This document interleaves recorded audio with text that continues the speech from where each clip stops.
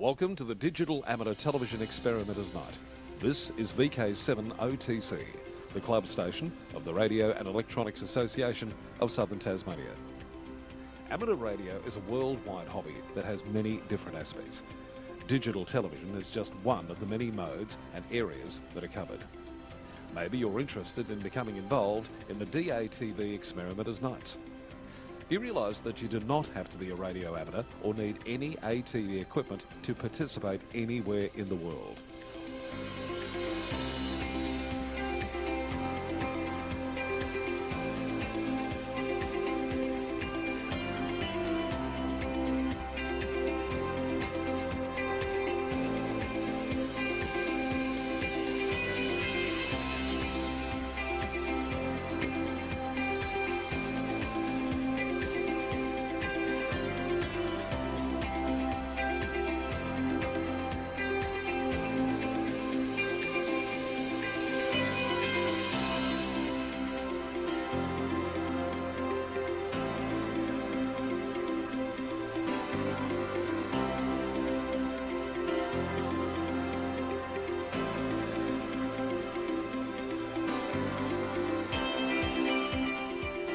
Also participate in the night by coming up to the Queen's Domain club rooms. Yes, right on top of the Queen's Domain in the heritage-listed Coast Wireless Station.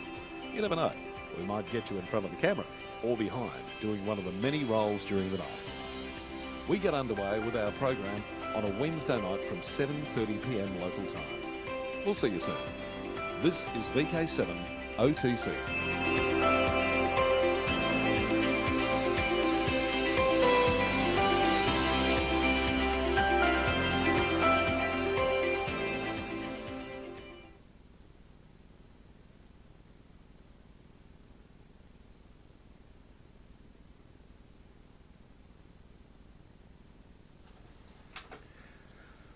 Okay, this is VK7 OTC, the club station of the Radio and Electronics Association of Southern Tasmania, with our DATV Experimenters Night, and Justin VK7 TW at the mic, and hello to a special hello to Richard Tricky VK7 ZBX, who is on the Spirit of Tasmania 2 on his way back to Tasmania.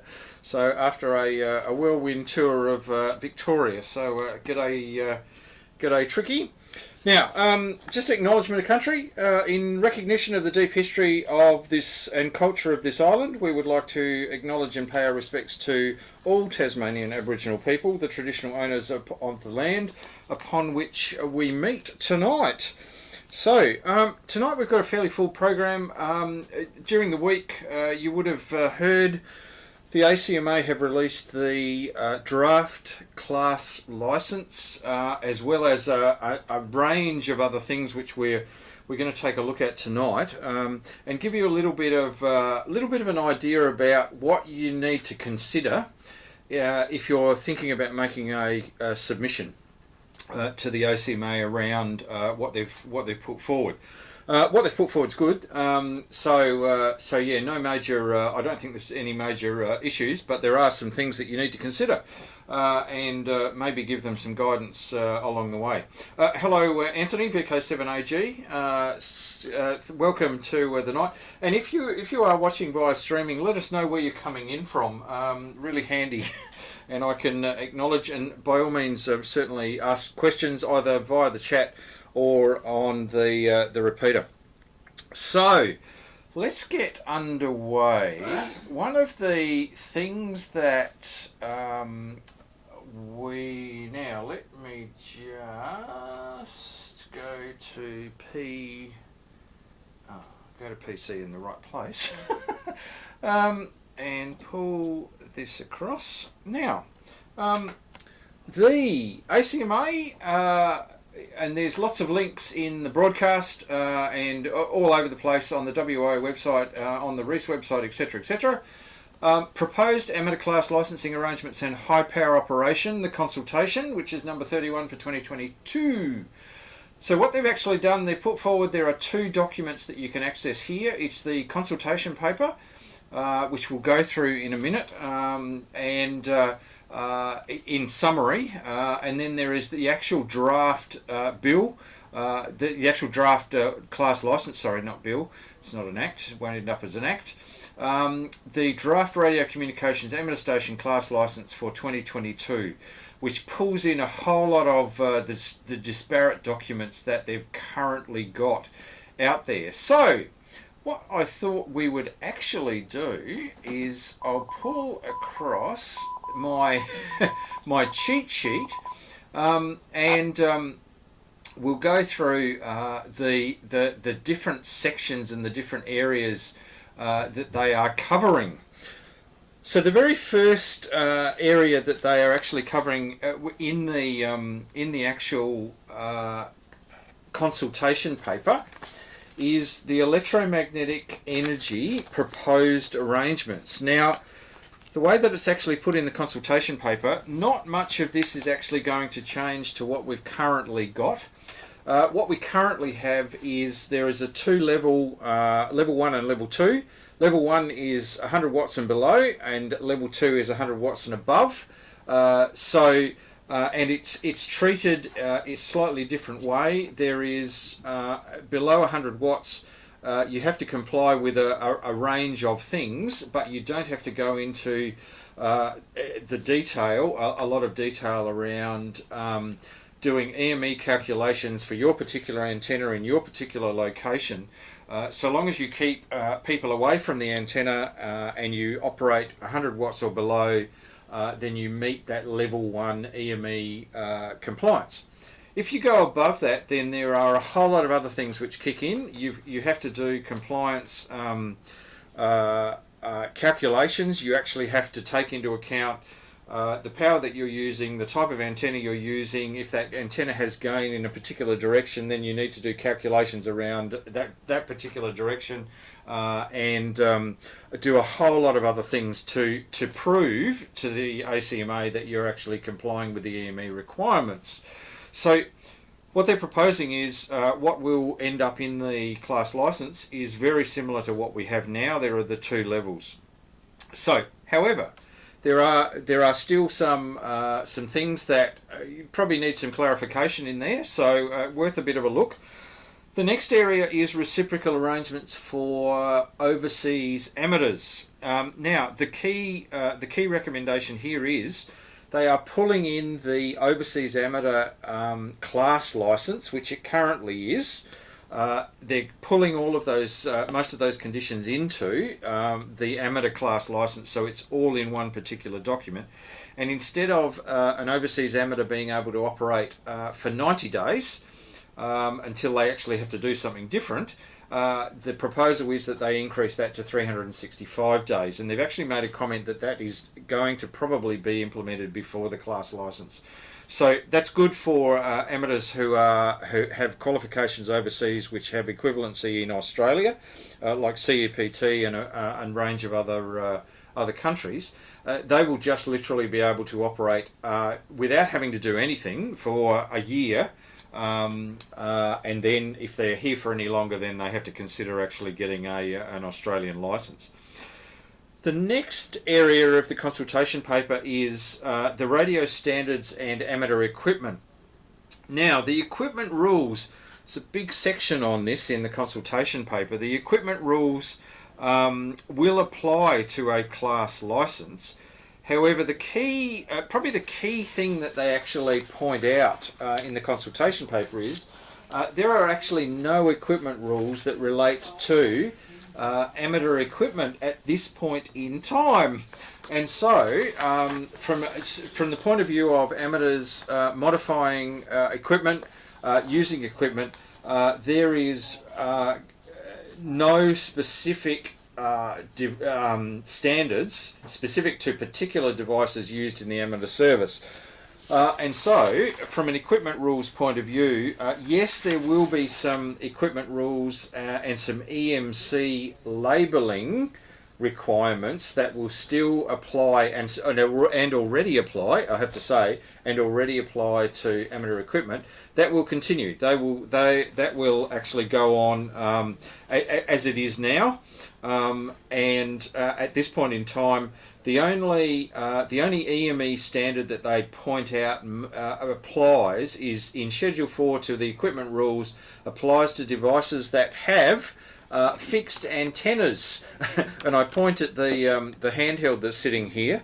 It has a fixed antenna. There are some equipment rules which apply to these particular devices from an EMC point of view. So that needs some investigation as to how it affects amateur handhelds. So there's a little bit of thought and things and potentially some comments that may need to go into the consultation response there. Some other matters are covered. So 2200 metres and 630 metres currently have input power restrictions. Now, the input power restrictions, fortunately the ACMA has listened to those people who are experimenting with 2200 metres and 630 metres and realised that it is very hard to get to the EIRP restrictions because of the inefficiency of antennas at those frequencies, and so they are actually looking to remove the input power restrictions altogether on those two bands.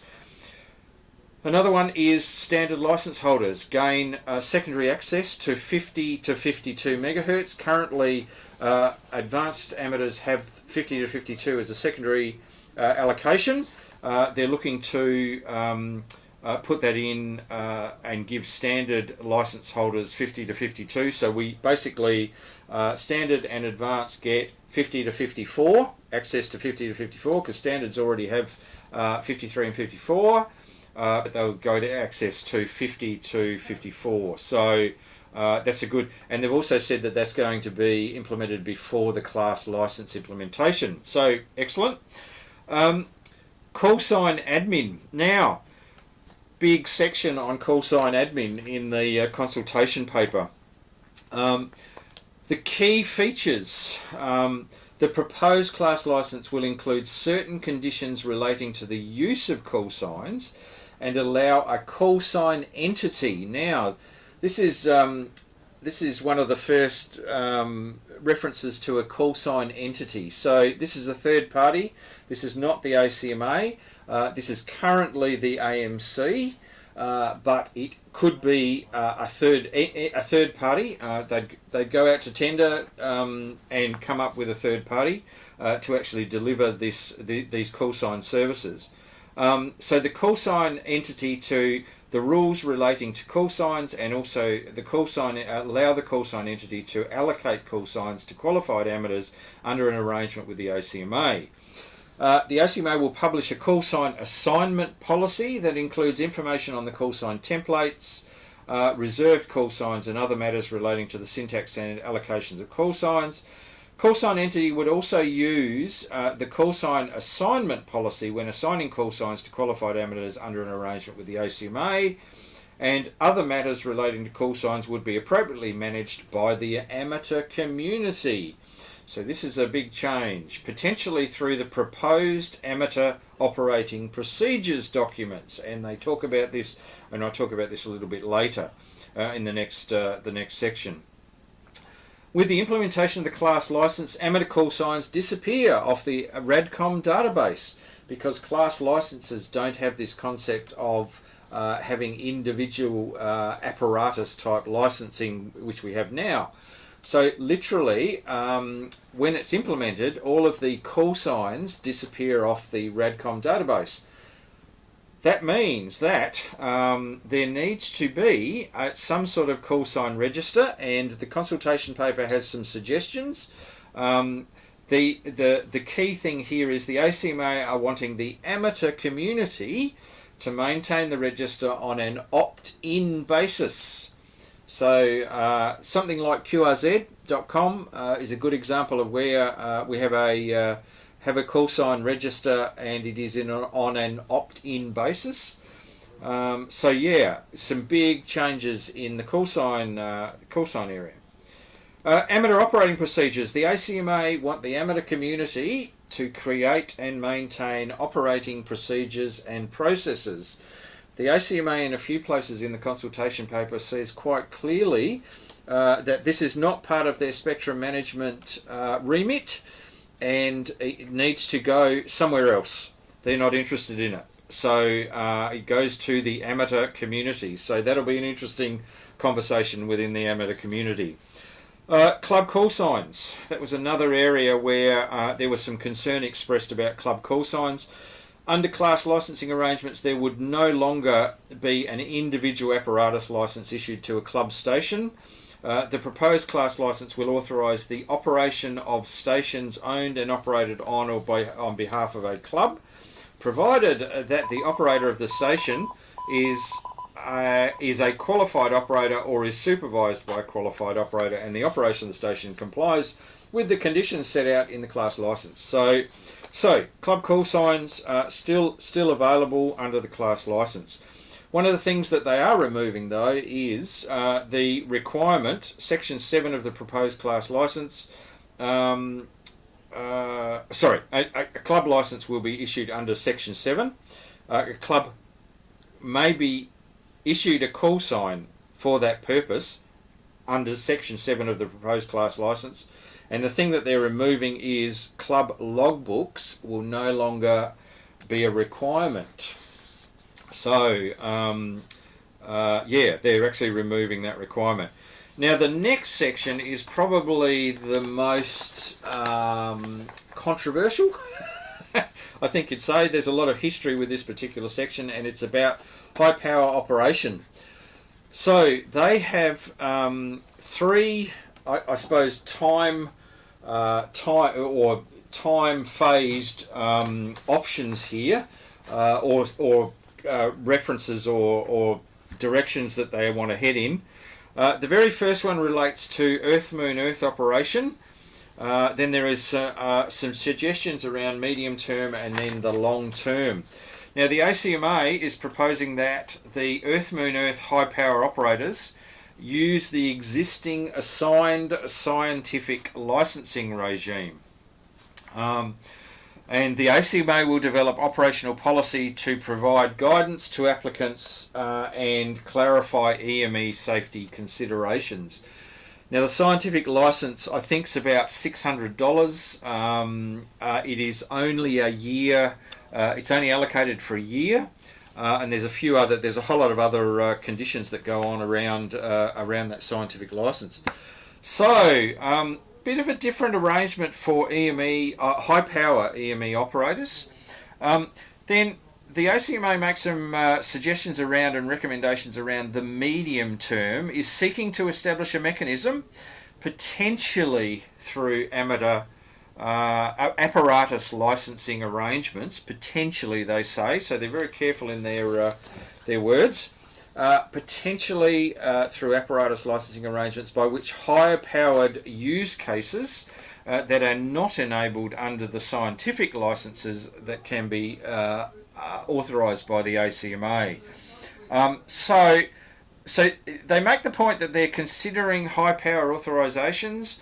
They need to be confident that the risk of interference to other spectrum users can be appropriately managed, and there is also adherence to the EME requirements. So, and that's the electromagnetic exposure compliance methodology and record keeping is made. So they're not saying no, which is what they've been saying in the past. But they are. It's a very cautious approach, and then they make a comment that the ACMA in the longer term will consider revised arrangements for advanced amateurs to apply for high power permits, considering the data that is available. The data is available through all of the other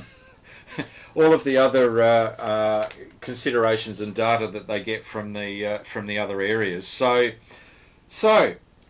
one of the things, please, if you are interested in this, make a submission. They have. Can I just point you at the ACMA website? The ACMA website has a very clear. There are 15 consultation questions that they want you to use as the structure to your response. I would suggest you probably stick to that structure so that it makes it easy for them to actually take on board your comments.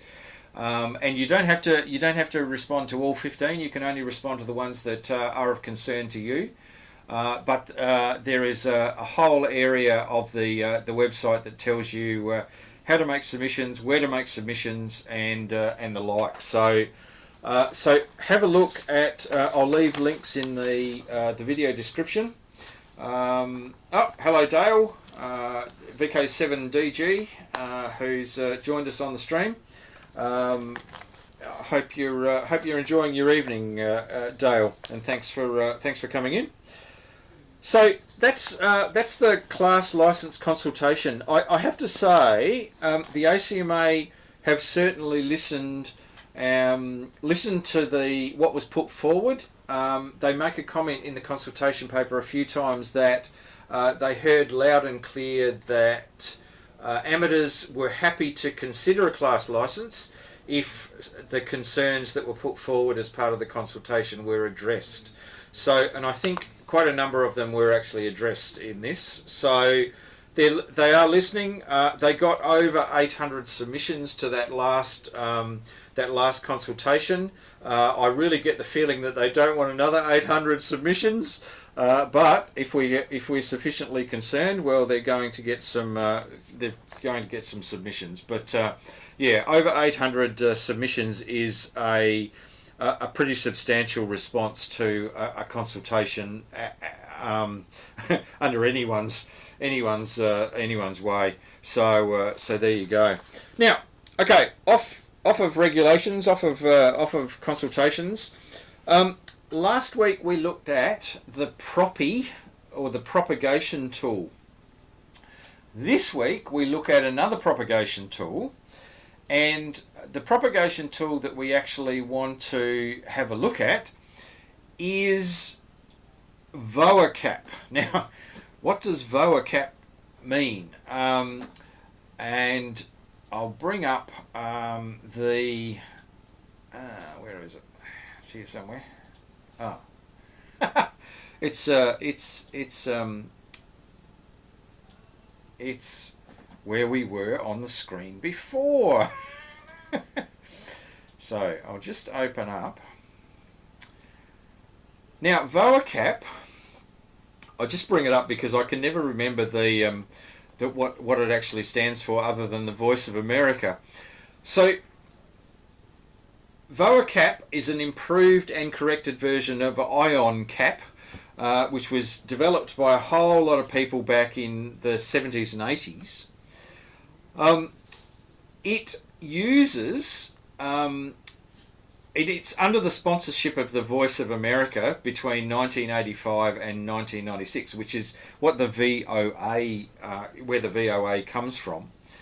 And it's used currently for HF frequency planning by the Voice of America and a number of other international HF broadcasters around the world. Now, it's the result of about 50 plus years of HF research and development, and considered by many to be the most professional HF system performance prediction tool. So yeah, it's certainly. And I'll put the links in the video description. Lots and lots. It's very easy to use, which I'll show you in a sec. Accurate predictions of the distribution of worldwide atmospheric and man-made radio noise. It does use the ITU noise models.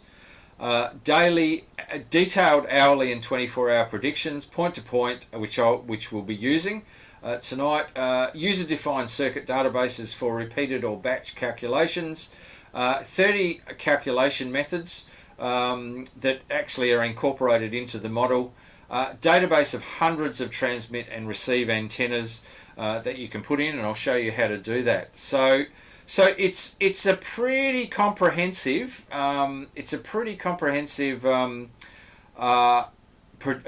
prediction model. I'll just bring it up on the screen. That was good, wasn't it? I just minimised it off the face of the earth. So let's open that back up again. Apologies for that.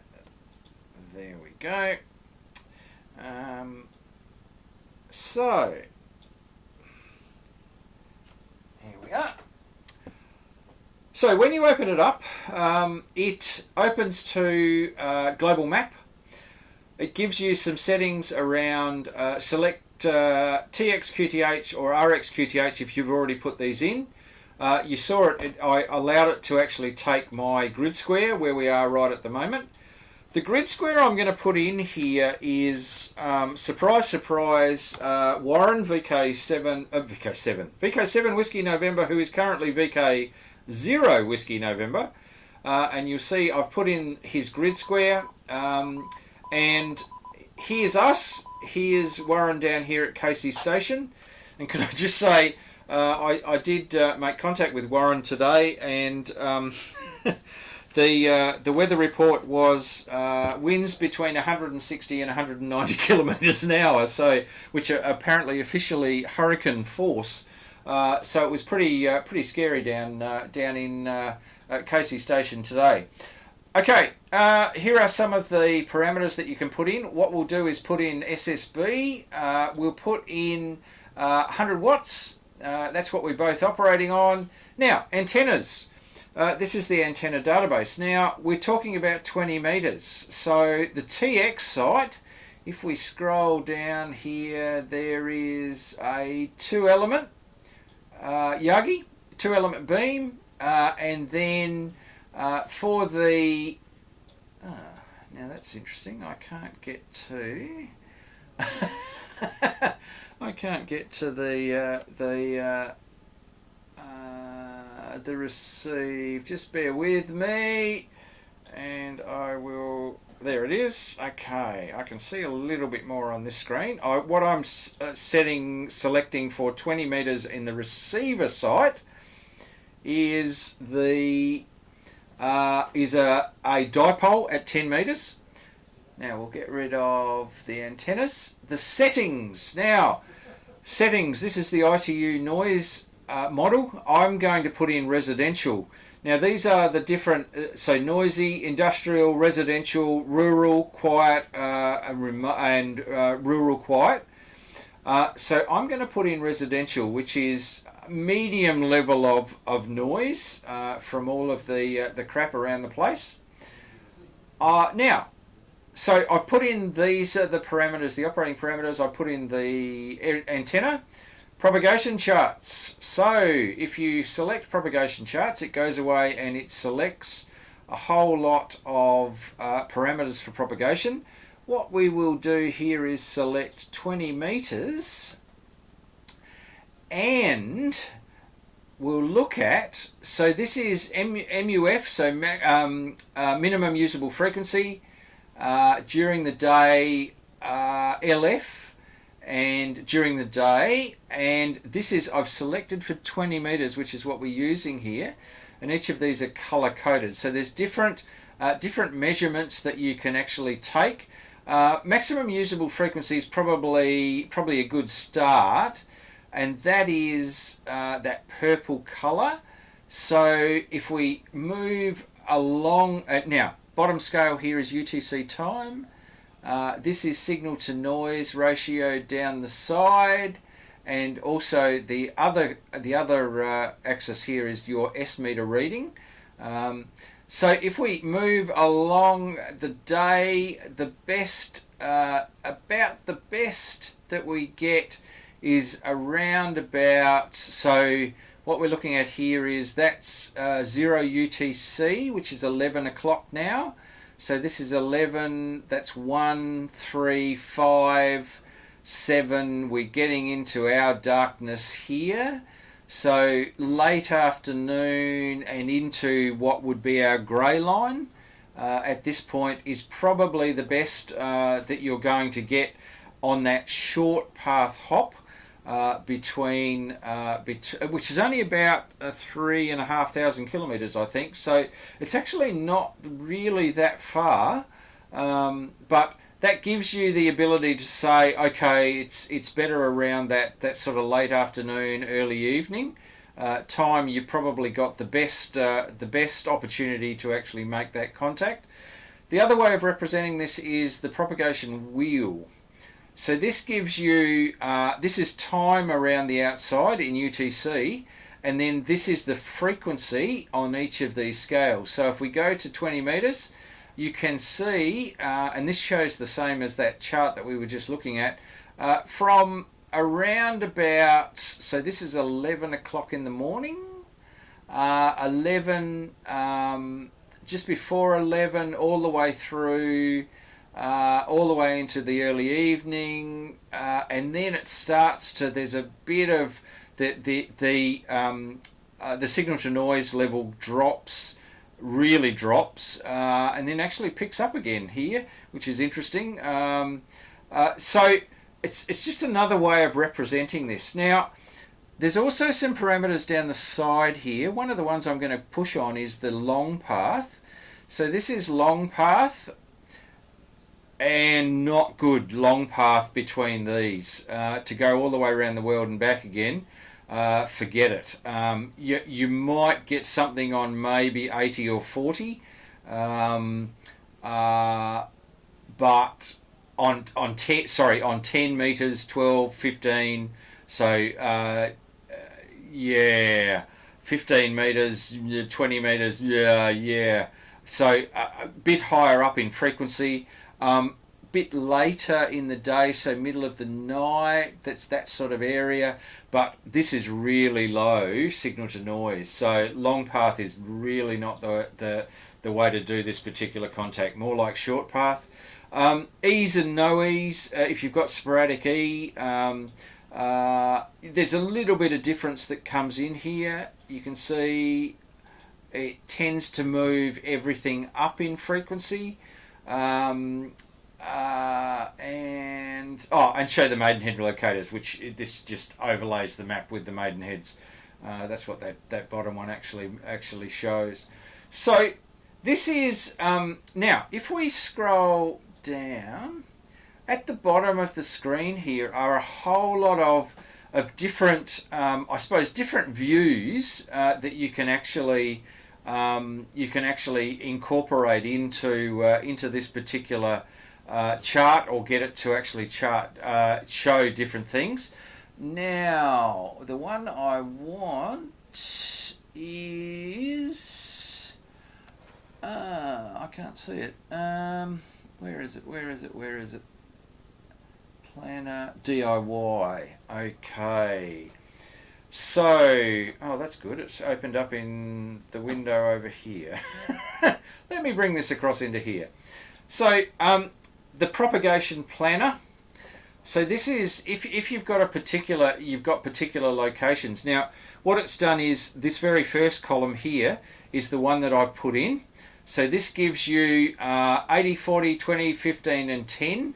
And then it's also giving you signal to noise and some codes here that you can then look up and say, okay, I've probably got a pretty good chance of getting through on this particular frequency at this particular time of the day. And it gives you also a whole lot of others. Now, these are defaults around the world. You can see Warren's about 3,424 kilometres away. There's one in that's 12,000 away, which I suspect would be more long path. There is one 16,000, a couple 16,000, a 14,000, and a 9,000. So it just gives you the ability to show, and you can see that's the percentage probability of contact based on the signal to noise. So it just gives you the ability to go, okay, I'm wanting to try and contact, that remote DX expedition that's on the Cook Islands right at the moment, bit topical, and you can put in their location and then try and work out what the best frequency is and what the best time to actually contact them. So there's a whole lot of different views here, including there's EME information in there as well. If Richard's still on, still got 4G connectivity on the Spirit. There is some EME prediction stuff that you can put in there as well.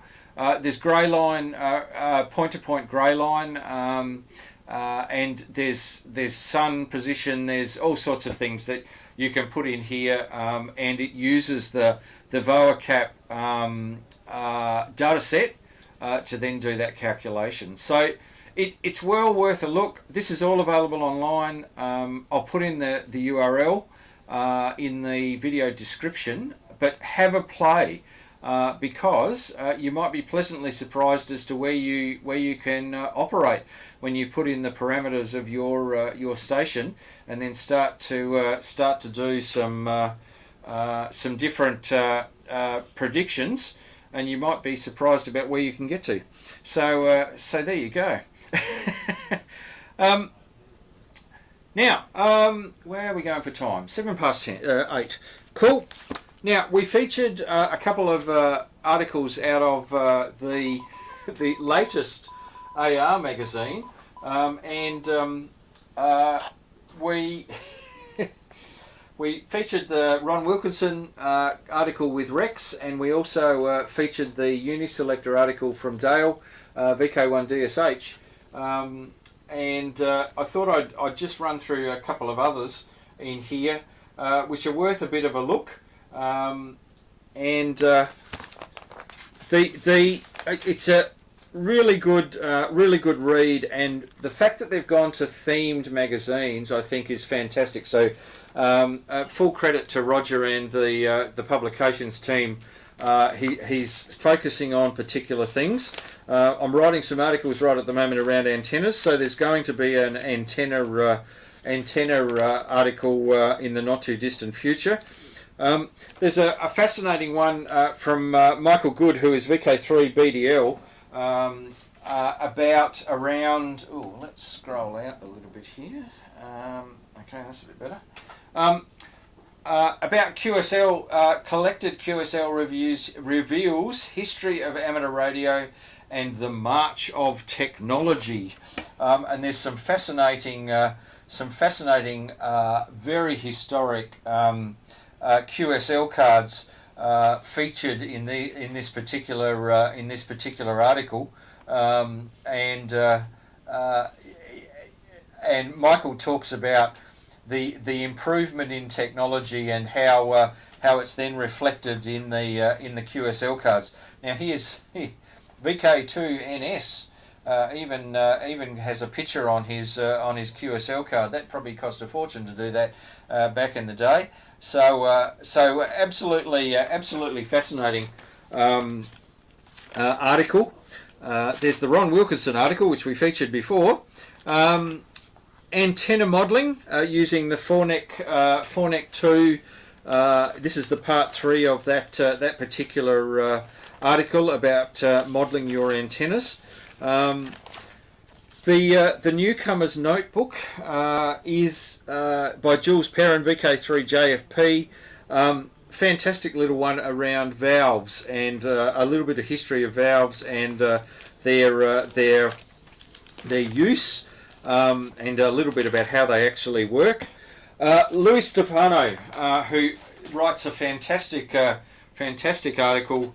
Wrote the SSB transceiver article over multiple editions just recently. Repurposed video camera pan and tilt gets a useful new life as an easy digital compass for an antenna rotator. So what he's actually built, and here's the antenna rotator, the pan tilt, and he's put a few devices, a compass module, and a small microcontroller which reads back to the display here to actually tell him where his antenna's actually pointing. Absolutely fantastic. The next article, Collins S-line. A lot of people will drool over Collins S-line and the refurbishment of a classic rig line, and Phil Fitzherbert, who is VK3FF's journey in refurbishing and restoring S-line. And here's one for Alan, VK7KOJ, if you're out in the studios, the US Navy established Wilkes Station. Now, Warren VK0 Whiskey November operated from Wilkes Station the other day for the Oceania DX contest, and said to me today that the noise level at Wilkes Station was absolutely perfect and zero. And I was absolutely green with envy to be operating in an environment, an RF environment, where there was absolutely nothing. So it shows a couple of amateurs who are operating the Collins A line in the geophysical year of 1957-58. So there you go, using Collins equipment. So and Alan will be drooling over drooling over the Collins gear. Valve testers. There's an article here by Phil Waite, VK2 ASD, past president of the Wireless Institute, around valve testers, and he obviously has quite a collection of valve testers. And I know he builds his favourite band is 40 meters AM. And he has built some valve and also some solid state 40 meter transmitters, which are very impressive. Now, the Harry Angel Memorial Sprint. There's a few notable VK7 names in here. The Harry Angel Sprint is a 106-minute sprint, and that's the life of Harry. Harry lived to be 106. And it goes on. Dr. Kevin Johnson, VK4UH, is actually the contest manager, along with Glenn Matheson, VK4GMI. Now, Dr. Kevin is actually coming down to the conference and giving us a talk. So should be good, and you can catch up with Kevin. He's also writes the Meteor Scatter column. But the notable names in the results are VK7 KPC down here with 13, and also VK7C, which is joint second with 47. That's Catherine. So there's a few notable VK7 call signs in the Harry Angel Memorial Sprint results. So that's a little bit of a little bit more of a look at the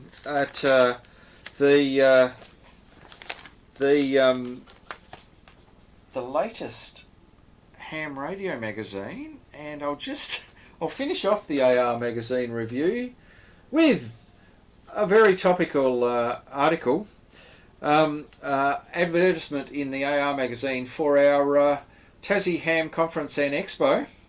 Now, the big stop press is, you would have seen if you're on any social media anywhere, that ICOM will be bringing down Hero, the ICOM engineer, will be bringing down the IC 905, the IC 905, and the IC 905 is their new microwave rig. It goes all the way up to 10 gigs. They will be digging the rig down. They'll be bringing some antennas down. They'll be bringing the 10 gig transverter down. And fingers crossed they might be bringing the 10 gig 300mm dish as well. But they will be bringing it down, and the VK debut of the IC 905 is actually at the Expo. So it's a bit of a stop press and well worth coming along to the Expo just to see the IC 905 and have a chat with the Australian engineer, Hero, who's a really nice guy. So you can actually ask him questions and get up close and personal with the IC 905. So encourage you to come along. The raffle list is just going off right at the moment. It's just, I can't believe what our raffle prizes just keep increasing and increasing. So have a look at the website. All of our raffle prizes are listed there, and just absolutely going off. So it's well worth a look at the website and to register if you haven't already registered to come along to either the conference and or the expo held at the Sir Stanley Burberry Theatre at the University of Tasmania. Fantastic venue, the 5th and 6th of November. So if you haven't booked, shame on you. Go to the website now and please book. And we look forward to seeing you at the conference and expo. So what I might do, I might leave our two other reviews, which is Low Key and Jubis. This arrived in the mail the other day. And it's a little feature on the 122 gig transceiver. David Mitchin, who is also coming down, and one of our raffle prizes is a 122 gigahertz full transceiver and dish that's up for raffle. So courtesy of David, and thank you very much, David. So this is a very topical Jubis magazine, which we'll leave until next time. So just a quick reminder, this Sunday, 9th of October, starting at 12, we have a BYO BBQ up here. And then we've got Military Radios and Antennas, number 2, with Kim Briggs, VK7KB, who is bringing up some more of his plethoric military radios. But what we're also doing is actually, he's bringing up a whole lot of military antennas, which we'll actually set up in the compound, and have a look at how the military do HF antennas. And there's some really interesting and some quite relevant techniques that you used, and quite relevant to amateur radio techniques which are used for portable HF antennas. So it should be a fantastic day. 12 noon for the barbecue, BYO barbecue. Bring your stuff up. There'll be a hot plate up here. There's tea and coffee, and then we'll get underway with the talk around about 1-ish, 1 o'clock, and we will be streaming that and going out on RF with that particular presentation. So might even have to do some outside broadcasts and take the camera out into the compound. So there you go. And of course, the 5th and 6th of November. It is only a month away. So if you haven't registered, shame on you. Please register. Because when you register, you end up in the raffle. The only way that you can get into the raffle and get a raffle ticket, or 3, is to actually come along, to register and come along to either the conference and or the expo. You get raffle tickets, and then when you're there, you can actually buy more raffle tickets, but you have to be there. So the only way you can get the raffle tickets is to come along. So there you go. That's our video night for tonight. This has been VK7OTC, the club station of the Radio and Electronics Association of Southern Tasmania, with our DATV Experimenters Night. And we'll catch you next Wednesday night at our next one. Stay safe and stay warm and dry. And we'll see you next week. 73.